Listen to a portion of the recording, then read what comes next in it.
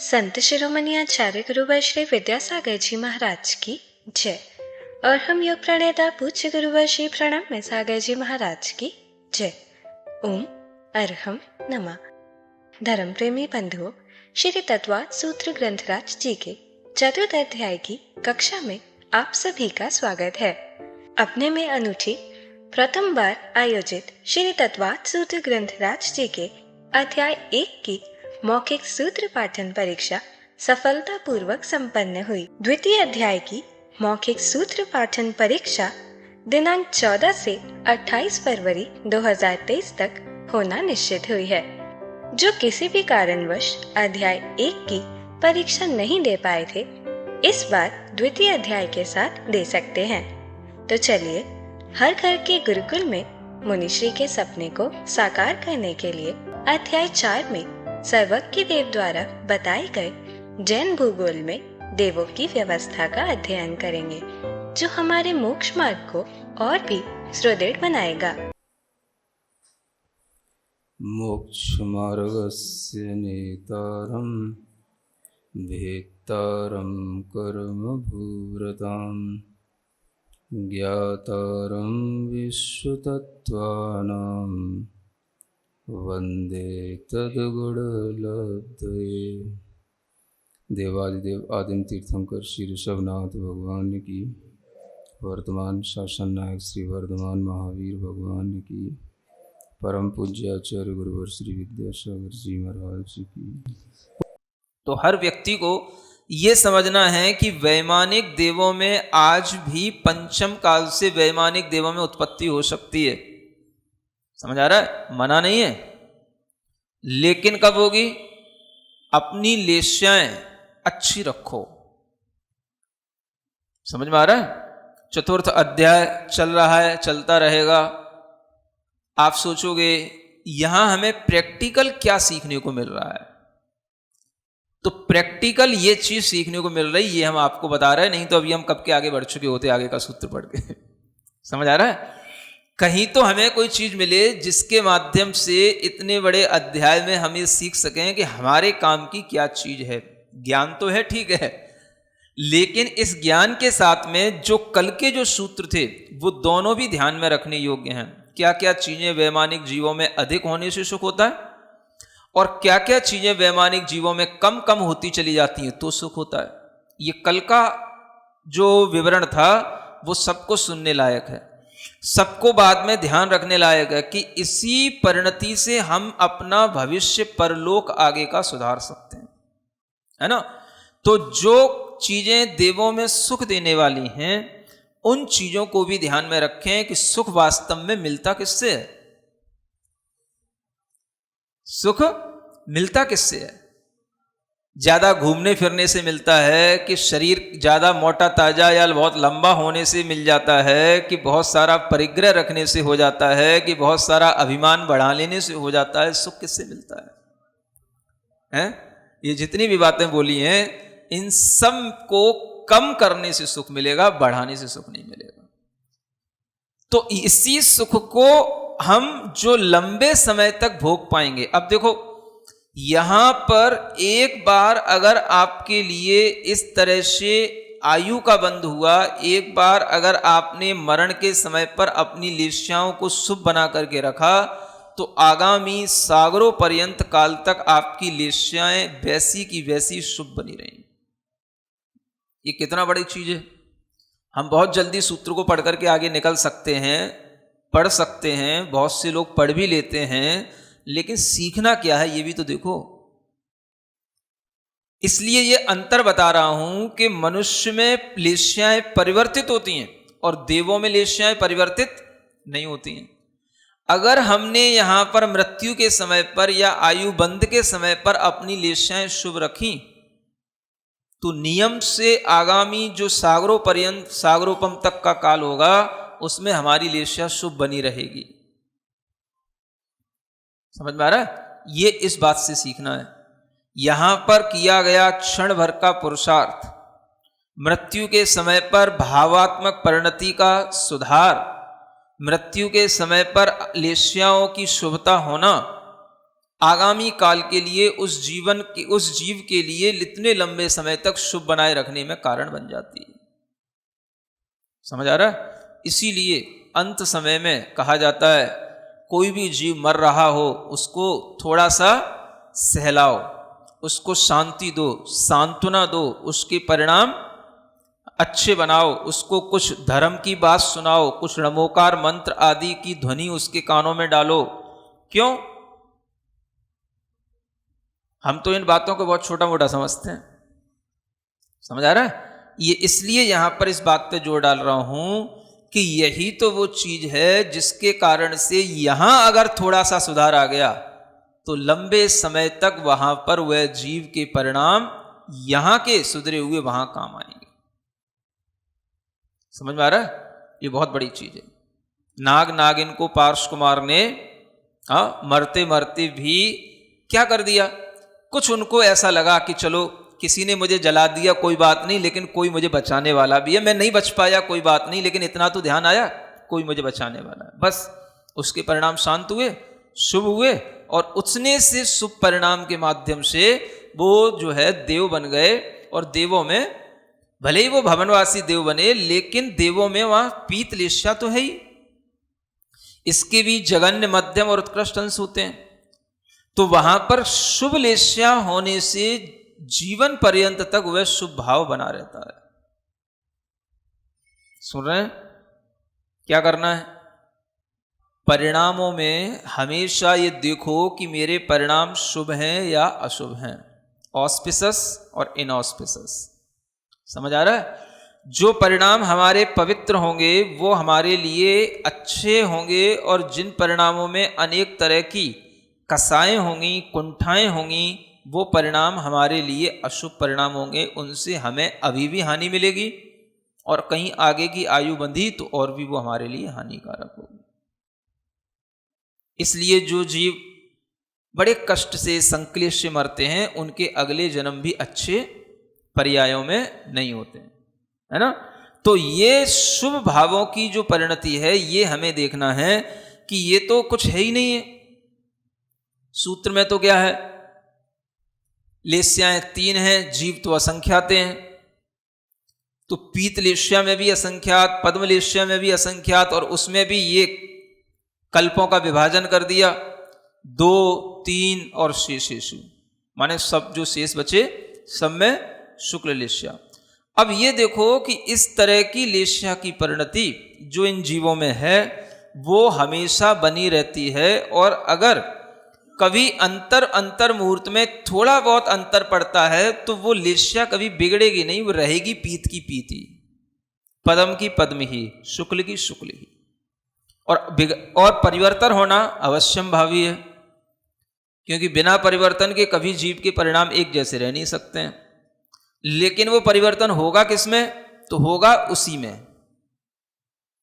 पीत लेश्या में ही परिवर्तन होगा, क्योंकि उस लेश्या के भाव भी एक नहीं है, असंख्यात प्रकार के उसके भाव हैं। कसाय में भी एक जैसा भाव नहीं रहता। मान लो किसी की संजुलन भी कसाय है या किसी की प्रत्याख्यान कसाय है, तो सभी व्रतियों की कसाय एक जैसी हो, ऐसा भी नहीं होता। समझ आ रहा है? सभी असंयत सम्यक दृष्टियों की कसाएं भी एक जैसी हों, ऐसा भी नहीं होता। मिथ्या दृष्टियों में भी सबकी कसाएं एक जैसी हों, वो भी नहीं होता। तो ये कसायों में जो तरह तरह का बहुत प्रकार का जो वेरिएशन है, इसी के कारण से लेश्याओं में भी ये अंतर आ जाता है। ठीक है ना? तो ये लेश्याओं का प्रकरण ये हुआ भाव लेश्या की मुख्यता से। द्रव्य लेश्या में कहाँ क्या लेश्या होती है जो मुख्य रूप से होती है वो तो आपको पता ही है, लेकिन विशेष रूप से ये जानने योग्य है कि जैसे कहीं कहीं पर जो द्रव्य लेश्या है वो आत्मा के परिणाम तो अपनी जगह अलग हैं, लेकिन आत्मा का भी अपना एक शरीर है ना, तेजस शरीर, कार्मण शरीर, ये आत्मा से जुड़े हुए हैं। सुन रहे? देखो, कोई जीव यहां से मरा, अब मैं द्रव्य लेश्या की बात कर रहा हूं, भाव लेश्या की नहीं। कोई जीव यहां से मरा, मरकर के अगली गति में जा रहा है ना? अगली गति में जाते हुए उसकी आत्मा है और आत्मा के उसके परिणाम हैं और उसके साथ साथ उसका तेजस शरीर भी है और कार्मण शरीर भी है। तेजस और कार्मण शरीर का भी कोई रंग होता है, वही उसकी लेश्या बन जाएगी। जिस समय पर वह एक गति से दूसरी गति में जाता है, विग्रह गति में वह जीव है, आचार्य कहते हैं विग्रह गति में रहने वाले जीव की लेश्या, द्रव्य लेश्या शुक्ल होती है। क्या सुन रहे हो? अब ये कितनी बड़ी बात है। विग्रह गति में तो द्रव्य लेश्या शुक्ल है। द्रव्य लेश्या का मतलब वहां पर वह केवल कर्मों को ग्रहण कर रहा है ना। तो कर्मों को जो ग्रहण कर रहा है, उस समय पर उसके जो कर्म ग्रहण करने में आ रहे हैं, उस समय पर उस आत्मा के ऊपर जो रंग कर्मों का है वो शुक्ल होएगा। क्या समझ आ रहा है? भाव में अशुभ लेश्या हो सकती है, जो एक इंद्रियों में उत्पन्न हो रहा है या त्रियंचों में उत्पन्न हो रहा है या नारकियों में जा रहा है या भवनत्रिक में जा रहा है, तो उसके भाव में अशुभ लेश्या ही होगी। सुन रहे हो? लेकिन द्रव्य से लेश्या विग्रह गति में शुक्ल हो सकती है। अब देखो, जैसे ही उसकी वह गति के बाद में दूसरी गति में जन्म हुआ, तो जन्म होने के बाद में एक अंतर मुहूर्त तक वो अपर्याप्त रहता है। अपर्याप्त अवस्था में क्या होता है, जैसे ही वो शरीर की वर्गणाओं को ग्रहण करने लग जाता है, तो आत्मा के ऊपर उस कार्मण शरीर के साथ साथ अन्य शरीरों का भी जो है परमाणु उसके ऊपर आने लग जाते हैं। शरीरगत योग के कारण से उसके वह 9 कर्म वर्गणाओं को भी ग्रहण करने लग जाता है। तो एक अंतर मुहूर्त तक अपर्याप्त अवस्था में हर जीव की कापोत लेश्या ही होती है। कौन सी लेश्या? कापोत लेश्या। एक अंतर मुहूर्त तक। कब तक? जब तक कि वो अपर्याप्त रहेगा। समझ आ रहा है? अब देखो, अगर आपको देखनी है शुक्ल लेश्या द्रव्य से, अब ये मैंने टॉपिक बदल दिया है, द्रव्य से लेश्या की बात कर रहा हूं मैं अभी। द्रव्य से शुक्ल लेश्या जानते हो किसकी होती है? नियम से जिसकी बात कर रहे हैं, द्रव्य से शुक्ल लेश्या नियम से जल कायिक जीवों की होती है। क्योंकि जल कैसा दिखता है? सफेद दिखता है। हाँ, ये द्रव्य से उसकी शुक्ल लेश्या होगी। जल कायिक जीव की, जो कि बादर है, पर्याप्तक हो गया है, उसकी शुक्ल लेश्या होगी द्रव्य से। नियम से शुक्ल लेश्या और नियम से कृष्ण लेश्या किसकी? जितने भी नारकी हैं उनकी नियम से कृष्ण लेश्या होगी। नियम की बात कर रहा हूं, है ना। और बाकी का कोई नियम नहीं है। अब भवनत्रिक के देव होते हैं तो उनमें 6 लेश्या हो सकती हैं द्रव्य से। कोई काले भी हैं, कोई नीले भी हैं, सफेद भी हैं, पीले भी हैं, लाल भी हैं, कपोती भी हैं, सब हैं। समझ आ रहा है ना? मतलब द्रव्य से उनके पास में 6 लेश्या हो सकती हैं। लेकिन इन देवों में आगे के ये जो देव हैं, सौधर्म आदि ये वैमानिक देव हैं, इनमें मतलब द्रव्य से भी अशुभ लेश्या नहीं होगी। इनकी द्रव्य लेश्या भी पीत पदम शुक्ल इसी रूप में ही होगी। सुन रहे हैं ना? और एक जो आहारक शरीर होता है, सुना है ना? आहारक शरीर कहाँ होता है? हाँ, प्रमत्त संयतस्यैव शुभम विशुद्धम अव्याघाति चाहारकम प्रमत्त संयतस्यैव, 2 अध्याय में पढ़ाया था ना। इस आहारक शरीर की भी द्रव्य से लेश्या शुक्ल ही होती है। सफेद रंग का पुतला निकलता बताया जाता ना। हाँ, तो ये नियामकताएं हैं, बाकी का किसी के लिए कोई नियामकता नहीं। सुन रहे हैं? द्रव्य लेश्या इसलिए इस मनुष्य जीवन में महत्वपूर्ण नहीं, क्योंकि यहां पर तो सब काम भावों के अनुसार होते हैं। क्या समझ में आ रहा है? द्रव्य लेश्या कब तक काम आती है? जब तक बच्चे का जन्म हो, और जन्म होने के बाद में बस वो जब तक 1-2 साल तक खेले खाए मम्मी की गोदी में, तब तक तो लोग देखते हैं हाँ भैया कैसा लड़का है, कैसी लड़की है। समझ आ रहा है? जैसे ही बड़ा हुआ तो बड़े होने के बाद में फिर रंग रूप कम देखे जाते हैं, अक्ल ज्यादा देखी जाती है, गुण ज्यादा देखे जाते हैं। समझ आ रहा है? बच्चा काम का है अच्छे भाव के साथ में अच्छे काम कर रहा है तो फिर वो कैसा भी होता है वह अच्छा ही लगता है। समझ आ रहा है? इसलिए आप ये देखोगे कि तीर्थंकरों के लिए तो अच्छी लेस्या का कोई नियम है और उनकी लेस्या चलो शुभ ही होती है, 6 लेस्याएं होते हुए भी उनकी सब लेस्याएं अच्छी मानी जाएंगी। मोक्ष जाने के लिए, केवल ज्ञान प्राप्त करने के लिए किसी भी प्रकार की लेस्या का, द्रव्य लेस्या का कोई नियम नहीं है कि यही द्रव्य लेस्या होनी चाहिए। समझ आ रहा है ना? काला भी होगा तो वो भी मोक्ष जाएगा, नीला भी होगा तो वो भी मोक्ष जाएगा, सफेद होगा तो वो भी मोक्ष जा सकता है, क्योंकि मोक्ष जाने के लिए शरीर नहीं देखना है। समझ आ रहा है? क्या देखना है? भाव देखना है। भावों में गुण स्थान होते हैं, गुण स्थानों में ही ये सब कुछ चीजें होती हैं। तो इसलिए ये लेस्या का महत्व आज ये समझना है कि वैमानिक देवों में इस तरह की शुभ लेस्याएं जो हुई हैं वह उनके पिछले शुभ भावों के कारण से हुई। और शुभ भाव हमेशा दया धर्म के साथ होना, विवेक के साथ जीवन जीना, भक्ष अभक्ष, शुभ अशुभ, हित अहित के बारे में विचार करना, इस तरीके की विचारधारा जिन जीवों में होती है उनकी लेस्याएं शुभ लेस्याएं कहलाती हैं। ठीक है ना? एक सूत्र और पढ़ते हैं, छोटा सा सूत्र है। कहते हैं प्राग्रेवेय केभ्य कल्पाः। हाँ, अब यहां आकर के आपको बताया जा रहा है ये कल्प, कल्प जो शब्द आप सुनते हुए आ रहे हैं, ये कल्प माने होता क्या है? कल्प की व्यवस्था कहां तक है? तो आचार्य यहां कहते हैं प्राग्रेवेय केभ्य, यानी ग्रेवेयकों से पहले पहले तक तो कल्प जानना, इसलिए इनको कल्पवासी इन्हीं को कहा जाएगा, है ना? आगे के तो कल्पातीत हो गए, कल्पोपपन्ना कल्पातीताश्च। तो इस सूत्र की जो संगति है वो इस सूत्र के साथ बिठाना पड़ेगी कि कल्प का मतलब क्या। तो ग्रैवेक से पहले पहले तक जो व्यवस्था है, माने 16 स्वर्ग तक, भवनत्रिक आदि में भी, उनमें तो यह कल्प की व्यवस्था है।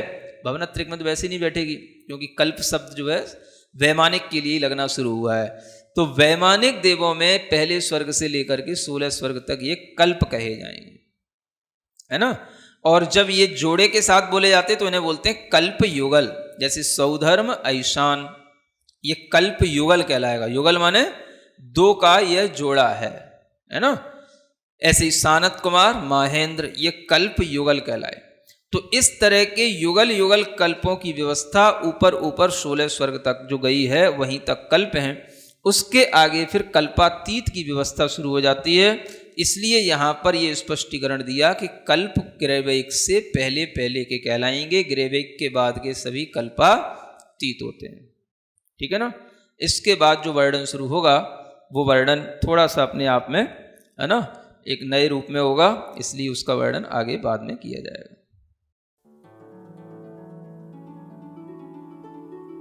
आइए अब आज की कक्षा का क्विक रिवीजन कर लेते हैं। हमने जाना कि मरण समय जीव के परिणाम संभालना बहुत जरूरी है, क्योंकि इस समय के परिणामों का सुधार लंबे समय तक उसके काम आता है। इसीलिए मरण के निकट दिख रहे जीवों को हमें थोड़ा सहलाना चाहिए, शांत करना चाहिए, नमोकार मंत्र आदि सुनाना चाहिए, ताकि उसके परिणाम अच्छे बन सके। पाशकुमार के कारण ही जलते नाग नागिन के परिणामों में शुभता आई थी और वे भवनवासी देव बने। वहाँ जीवन पर्यंत उनके भाव शुभ पीतलेशा के रहेंगे। इसीलिए हमें अपने परिणामों की समीक्षा करनी चाहिए कि वे शुभ है या अशुभ, ऑस्पिशियस है या इनऑस्पिशियस। पवित्र परिणाम अच्छे होंगे और कषाय और कुंठा से सहित परिणाम अशुभ होंगे। इनसे हमें अभी भी कष्ट मिलेंगे और अगर आयु बंद हो गया तो आगे भी अच्छी पर्याय नहीं मिलेगी। हमने जाना कि असंख्यात देवों की लेस्या पीत, पद्म और शुक्ल होती है, लेकिन उन सबके परिणामों में अंतर रहता है। उनकी लेस्या में कोई परिवर्तन नहीं होता, फिर भी परिणामों में लेस्या के जघन्य, मध्यम और उत्कृष्ट अंश के अनुसार परिवर्तन होता रहता है। जीव के परिणाम बिना परिवर्तन के नहीं रह सकते। इसी प्रकार कषाय में भी एक जैसा भाव नहीं रहता। सभी मुनियों की संचलन कषाय भी समान नहीं होती। द्रव्यलेशा सामान्यतः शरीर के रंग के अनुसार होती है। हमने इसकी कुछ विशेषताएं भी जानी। आत्मा से जुड़े तेजस और कार्मण शरीर का भी अपना रंग होता है। यही रंग विक्रय गति में जीव की द्रव्यलेशा होती है। यहाँ जीव की हमेशा शुक्ल द्रव्यलेशा होती है, क्योंकि यहाँ केवल कर्मों को ग्रहण करना होता है। उसकी भावलेशा कुछ भी हो सकती है, जैसे नरक, भवनत्रिक आदि में जा रही जीव की अशुभ भावलेशा होगी। इसी प्रकार अपर्याप्त अवस्था में अंत मुहूर्त तक सभी की कापोत्र द्रव्यलेशा ही होगी। बादर पर्याप्तक जल कायिक जीव की शुक्ल द्रव्यलेशा होगी। नारकियों की कृष्ण लेशा ही होगी। भवनत्रिक देवों में क्षयो द्रव्यलेशा हो सकती है। वैमानिक देवों में शुभ, पीत, पद्म, शुक्ल द्रव्यलेशा ही होगी। आहारक शरीर की शुक्ल द्रव्यलेशा ही होगी। तीर्थंकरों के लिए सभी द्रव्यलेशाएं शुभ मानी जाती है। इनके अलावा बाकी किसी के लिए कोई नियामकता नहीं है। हमारे जीवन में द्रव्यलेशा से अधिक महत्व भावलेशा का है। द्रव्यलेशा मोक्ष जाने में बाधक नहीं होती। शुभ भावलेशा के परिणाम मोक्ष प्राप्ति में सहायक होते हैं।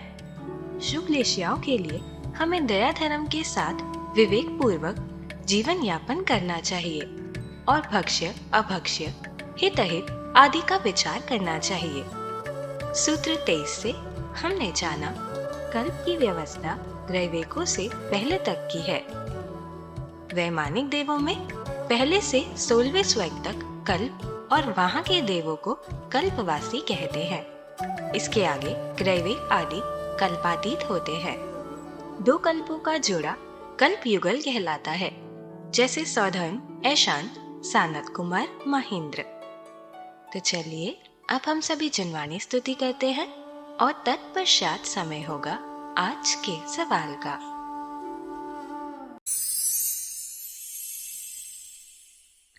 सिरिजिणवाणी जग कल्याणी जग जन मदतम मोहरी जनमण हारी गढ़हर हारी जम जरा भव रोग हरि तिथ्य राणम दिव्य झुणिम जो पढ़ई सुणई मय्ये धारई राणम सौख मणंतम धैर्य सासद मोक्ष पदम पावई सासद मोक्ष पदम पावई। अब समय है आज के प्रतियोगिता प्रश्न में भाग लेकर आकर्षक पुरस्कार जीतने का। आप अपने फोन को QR कोड स्कैन करने के लिए तैयार रखें या लिंक पर जाएं। आप अपना उत्तर चुनकर हमें कल दोपहर 2 बजे तक भेज सकते हैं। 3 भाग्यशाली विजेताओं को मिलेंगे आकर्षक पुरस्कार। विजेताओं के नाम इसी कार्यक्रम श्रृंखला में हर रविवार को घोषित किए जाएंगे। साथ ही सभी प्रश्नों के सही उत्तर भी बताए जाएंगे। आज का सवाल है, विक्रय गति में रहने वाले जीव की द्रव्यलेशा कौन सी होती है? कापोत, पद्म, पीत, शुक्ल। अध्याय 4 की कक्षा 23 के आज के सवाल का सही उत्तर है आनत स्वर्ग। अगर आप किसी कारणवश कोड को स्कैन ना कर पाए हो तो आप क्लास की वेबसाइट पर जाकर उन्हें अटेम्प्ट कर सकते हैं या दिए गए लिंक और QR कोड को स्कैन कर सकते हैं।